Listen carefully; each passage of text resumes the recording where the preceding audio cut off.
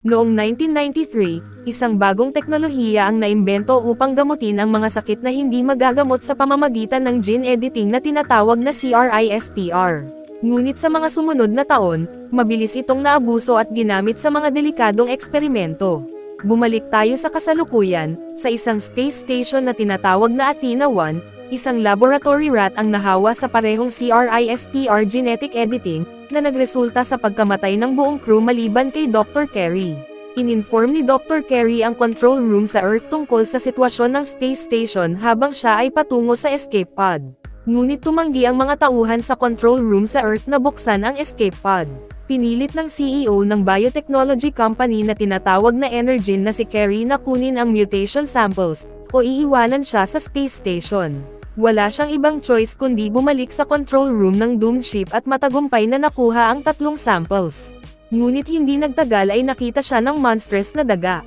Agad siyang tumakbo at halos hindi nakapasok sa escape pod bago siya mahuli ng daga. Iniwan niya ang Athena-1, na pagkatapos ay sumabog kasama ang daga sa loob. Gayunpaman, ang pinsalang dulot ng hayop ay nagresulta sa pagkabasag ng bintana ng escape pod, na nagdulot ng self-destruction nang pumasok ito sa atmosfera ng Earth, at agad na ikinamatay ni Carey. Sa Earth, isang lalaking nagngangalang Davis, isang primatologist na nagtatrabaho sa Wildlife Sanctuary sa San Diego, ang nangunguna kina Nelson, Amy, at Connor sa loob ng gorilla enclosure. Sinusubukan ni Davis makipag-ugnayan sa pinakabagong miyembro ng grupo na si Pavel, na medyo agresibo pa, ngunit pinatahimik niya ito gamit ang sign language. Biglang lumabas si George, isang albino gorilla. Nagsimula mag-alala si Pavel at nagpanik si Connor, kaya tumakbo siya papalayo. Nang makita ni Pavel na tumatakbo si Connor, hinabol siya, ngunit tinamaan siya ni George at nailigtas si Connor. Dito natin napagtanto na magkaibigan silang dalawa ni Davis. Sa kabila ng insidente, si George ay may magandang sense of humor at mahilig magpatawa sa mga tao. Pinapaalala ni Davis kay George na maging mabait kay Pavel dahil pinatay ng mga hunters ang buong pamilya nito at siya ngayon ay isang ulilang gorilla. Tinanong niya si George kung pwedeng mag-fist bump, ngunit sa halip, ipinakita ni George ang daliri, na ikinatawa ng iba. Ngunit sa huli, pumayag si George na alagaan si Pavel, na ngayon ay bahagi na ng kanilang pamilya. Kinagabihan, pagkatapos umuwi ni Davis, ang 3 canisters na nakuha ni Carey sa Earth ay bumagsak. Ang una ay tumama sa gorilla enclosure, na naglabas ng gas na tumalsik kay George na malapit lang at pinapanood ito. Samantala, ang pangalawa ay bumagsak sa kagubatan malapit sa isang pack ng mga lobo, at isa sa kanila ang nahawa sa gas. Ang huling canister naman ay tumama sa isang ilog sa National Park at nalunok ng isang buwaya. Kinabukasan, ipinaalam kay Davis na may kakaibang behavior si George nang makita nila itong pumasok sa kulungan ng mga oso. Pagdating ni Davis sa enclosure, nagulat siya nang makita niyang brutal na pinatay ni George ang oso. Nilapitan ni Davis si George at inamin nitong siya ang pumatay sa oso at humingi ng paumanhin. Pagkatapos nito, tumayo si George at nakakagulat na naging mas malaki siya kaysa noong nakaraang araw. Nahanap ng grupo ang canister at kinuha ito ni Davis, na naging interesado siya at nais alamin kung anong laman nito. Samantala, sa Chicago sa Inner Company, isang may-ari na si Brett ay galit na galit dahil nawalan sila ng bilyon-bilyong dolyar. Dumating ang kanyang kapatid na si Claire at pinakalma sila. Hindi siya apektado sa posibleng pagbagsak ng kanilang kumpanya at hindi nag-aalala sa pagkawala ng pera dulot ng pagsabog ng kanilang space station. Sabi niya, ang mutation ay nagtagumpay, na nagpapatunay na gumagana ang kanilang proyekto at eksperimento na tinatawag nilang Rampage. Tiwala rin siya na hawak pa nila ang mga sample ng proyekto na inilagay ni Carey sa escape capsule. Ayon sa ulat mula sa American Meteor Society, inihayag nila ang lokasyon ng isa sa mga sample, at sinabi ni Claire na dapat agad niyang kontakin ang private military service upang kunin ang canister bago pa man ito matunten at mapagbintangan ang kanilang kumpanya ng iligal na eksperimento. Ang military team ay pinangunahan ni Burke, na papunta sa Yomi, ang lugar kung saan nahulog ang pangalawang silindro. Ipinapahayag ni Burke na ang silindro ay malubhang nasira at lahat ng mga lobo sa lugar ay pinatay ng isang lobo mula sa pack.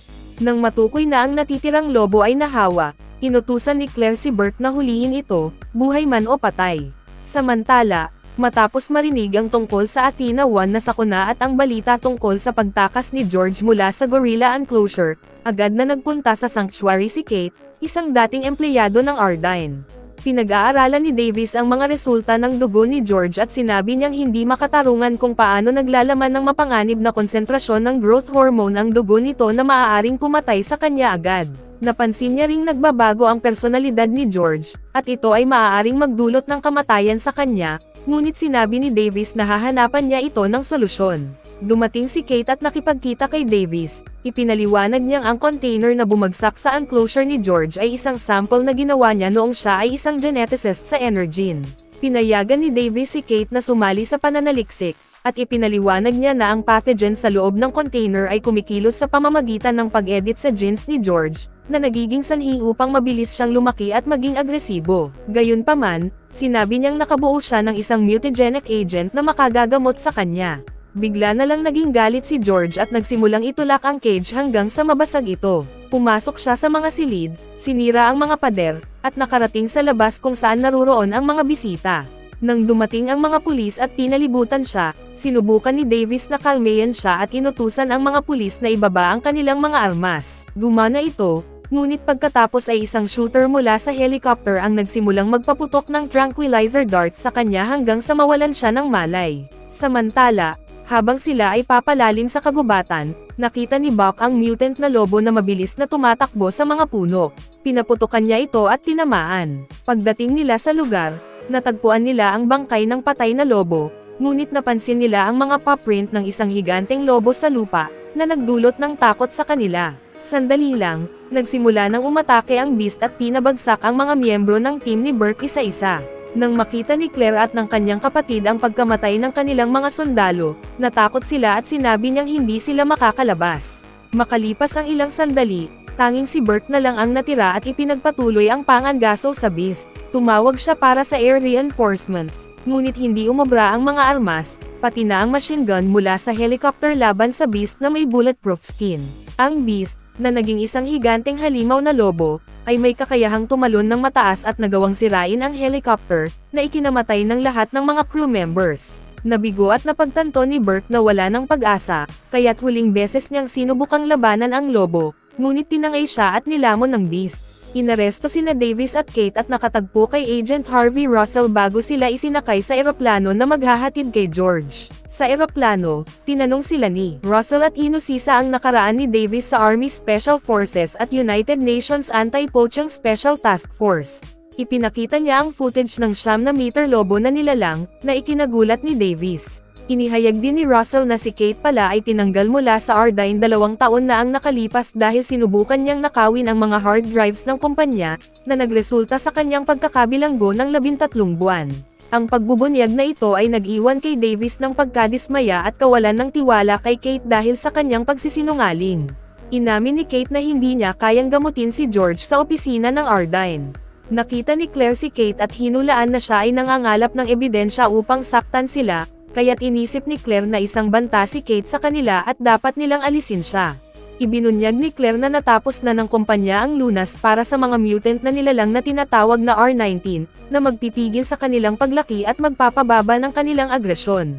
Plano niyang akitin ang lahat ng mutant na nilalang sa kanyang opisina gamit ang isang low-frequency wave signal na ipapadala mula sa isang tower, kung saan papatayin sila ng mga military.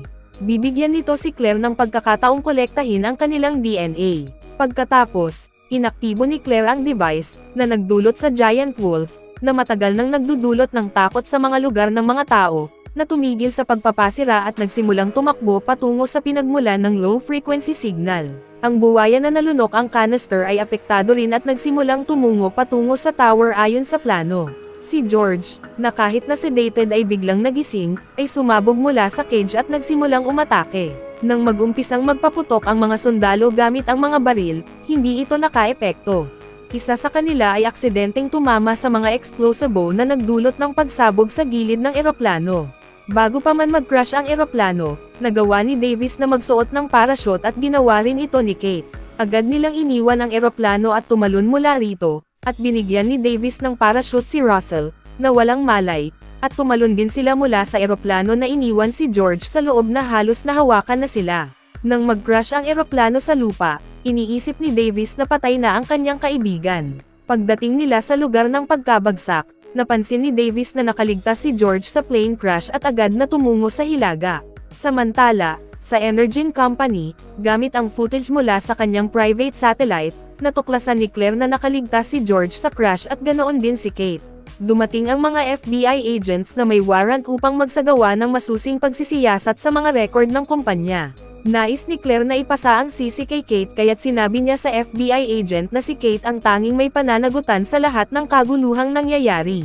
Sinabi ni Davis kay Kate na noong natagpuan niya si George na nagtago mula sa mga manghuhuli na pumatay sa kanyang mga magulang, nakipaglaban siya at ang kanyang team sa lahat ng mga manghuhuli na tumira sa kanila at pinatay silang lahat, kaya't nailigtas si George. Sinubukan ni Kate na muling makuha ang tiwala ni Davis sa pamamagitan ng pagsasabi sa kanya na siya ang nagdevelop ng CRISP experiment upang gamutin ang kanyang kapatid ngunit ang Energen ay lihim na ginagamit ito upang lumikha ng weaponized DNA. Sinubukan niyang sirain ito ngunit siya ay ikinulong, at sa kasamaang palad, namatay ang kanyang kapatid habang siya ay nasa bilangguan. Pagkatapos marinig ito, naantig si Davis at nagpasya siyang muling makipagtulungan sa kanya. Dahil kay Russell, naligtas ang tatlo at dinala sa Scott Air Force Base.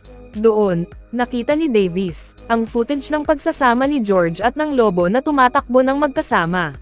Ipinaliwanag ni Davis na imposibleng maglakbay sa tuwid na linya ang dalawang uri ng hayop, isang gorilla at isang lobo, patungo sa parehong destinasyon. Dagdag pa ni Kate, pareho silang tinatawag ng isang bagay. Sinabi niyang sa mga pag-aaral na isinagawa ng Enan, ginamit nila ang DNA ng mga paniki, na nagdevelop ng biosonar communication, kaya't nagtagumpay sila at hindi mapipigilan ang mga nilalang na makarating sa pinagmulan ng signal. Dinala sila ng mga sundalo sa labas, ngunit binago ni Davis ang kanilang ruta, at dahil siya ay may karanasan sa militar, madali niyang pinatulog ang dalawang sundalo. Pumunta sila upang kunin ang helicopter ng medical rescue, at sa kanilang pagdating, lumitaw si Russo at tinulungan sila, sinabing ito ang pinakamaliit na maitutulong niya sa pagpapasalamat sa kanilang pagliligtas sa kanyang buhay at magpapatuloy silang magkakontak. Agad nilang tinalikuran ang base gamit ang helicopter upang makarating sa kumpanya ng Narine at makuha ang antidote na makakapigil sa mga nilalang. Samantala, sinubukan ng militar na pigilan ang mga hayop gamit ang bombardment, ngunit mabilis nilang napagtanto na nabigo sila, dahil ang dalawang nilalang ay hindi apektado at pinatay ang lahat ng sundalo. Dahil dito, nagdesisyon ang colonel na lumikas mula sa Chicago, kung saan ang mga hayop ay papalapit na. Ipinaalam ni Russo kay Davis ang mga utos na ibinigay, at nang dumating siya, napansin niyang ang mga hayop ay nakapasok na sa lungsod. Ang mga hayop ay nagdudulot ng malaking gulo at ang militar ay nahirapan na pigilan ang sitwasyon.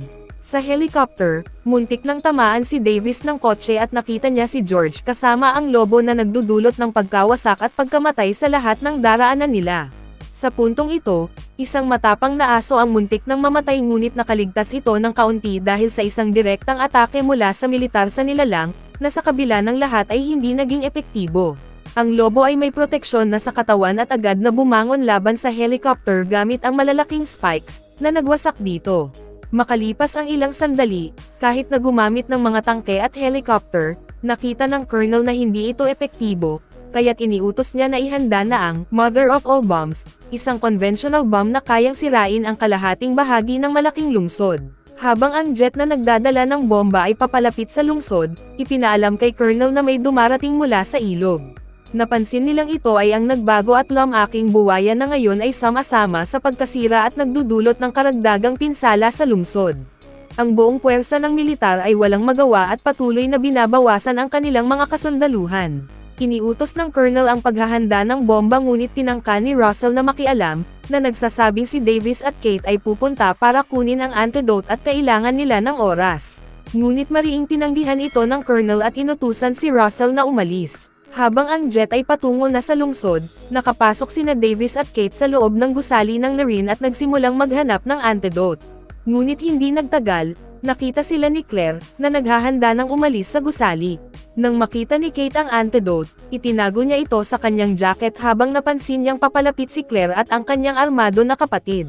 Sinabi ni Claire na hindi ibabalik ng lunas ang mga nilalang sa kanilang normal na laki, kundi tatanggalin lamang ang kanilang agresibong personalidad.